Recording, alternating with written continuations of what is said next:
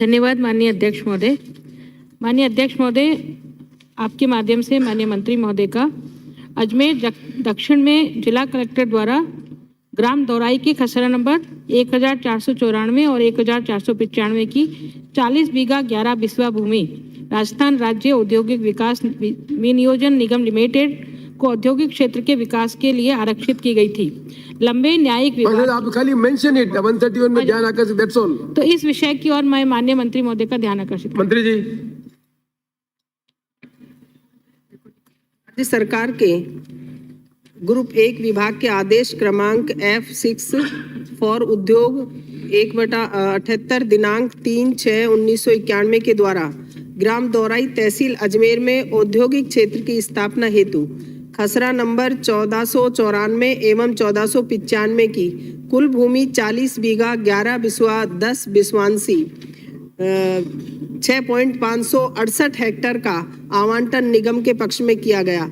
उक्त भूमि की प्रीमियम की राशि रुपये 14.20 लाख निगम द्वारा दिनांक 1/1/1992 को राजकोष में जमा कराने के पश्चात भूमि का कब्जा निगम द्वारा दिनांक 22/1/1992 को प्राप्त कर लिया गया। उक्त भूमि के संबंध में लंबे न्यायिक विवाद के वर्ष जनवरी 2021 में निस्तारण के पश्चात मौके पर राजस्व अधिकारियों द्वारा सीमांकन किए जाने के पश्चात क्षेत्र का विस्तृत सर्वे किया गया। सर्वे के अनुसार 6.32 हेक्टेयर भूमि का संशोधित लेआउट प्लान तैयार किया जाकर 500 वर्ग मीटर से 1500 वर्ग मीटर तक के 37 औद्योगिक भूखंडों का नियोजन किया गया। उक्त 37 भूखंडों में से कुल 14 भूखंड अतिक्रमण रहित 0.98 हेक्टेयर जिनके सामने सड़क निर्माण का कार्य पूर्ण हो चुका है। निगम द्वारा ई नीलामी में 2 औद्योगिक भूखंडों का आवंटन पत्र जारी किया जा चुका है। शेष 12 रिक्त भूखंडों को निगम नियमानुसार ई नीलामी के माध्यम से आवंटित किया जाएगा। शेष अतिक्रमित 5.34 हेक्टेयर भूमि पर अवैध रूप से किए गए आवासीय अतिक्रमण को नियमित किए जाने का वर्तमान में रिको डिस्पोजल ऑफ लैंड रूल्स 1979 में कोई प्रावधान नहीं है तथा साथ ही अतिक्रमित भूमि राज्य सरकार को समर्पित किए जाने का कोई प्रस्ताव रिको में विचाराधीन नहीं है। माननीय अध्यक्ष महोदय, आपके माध्यम से माननीय मंत्री महोदय से मैं ये जानना चाहूंगी कि आप ये कह रहे हैं 6.32 हेक्टेयर भूमि पर आपने प्लॉटिंग का योजना बनाई है, लेकिन 6.32 हेक्टेयर में से मात्र 0.9 हेक्टेयर भूमि ही आपको वहाँ उपलब्ध है। बाकी 5.34 हेक्टेयर भूमि पर आवासीय कॉलोनी बसी हुई है, जिसमें आपने जवाब में लिखा है कि 100 परिवार वहाँ रह रहे हैं।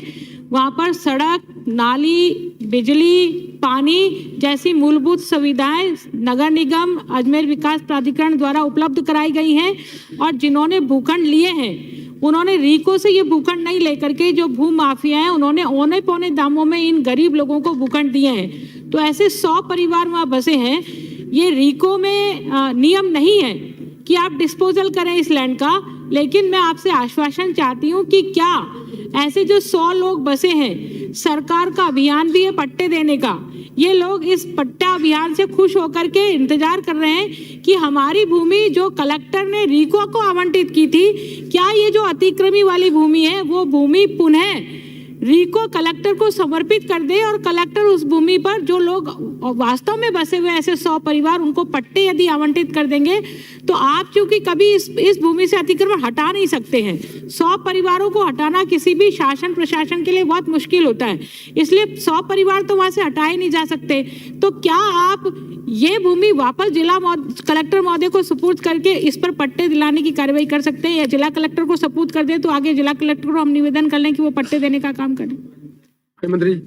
माननीय अध्यक्ष महोदय, रीको इस जमीन का पेमेंट भी कर चुका है, पैसे से ली है रीको ने। दूसरी बात, जो माननीय सदस्य की जो भावना है वो ये भावना है कि जो भी परिवार वहाँ बसे हुए हैं और इतने वर्षों से उनको सारी सुविधाएं अवेलेबल करा दी गई है। माननीय सदस्य ने कहा कि हमारी सरकार की भी मंशा है इस तरीके की कि किसी का घर उजाड़ा नहीं जाए और हम जो पट्टे देने का जो अभियान हम चलाते हैं उसी भावना को दिल में रखते हुए जैसे इतने जो भी प्रकरण है जहां इतने वर्षों से रह रहे हैं हम किसी को उजाड़ने का काम नहीं करेंगे। माननीय मुख्यमंत्री जी की भावना, सरकार की भावना को ध्यान में रखते हुए ऐसे परिवारों का सर्वे करा करके रीको नहीं, हम प्रशासन को या नगर निगम या नगर पालिका या ग्राम पंचायत जिस भी एरिया में आते हैं उनको वहां हैंड ओवर कर देंगे, वो उनको पट्टा देने का काम करें। चर्चा समाप्त हुई।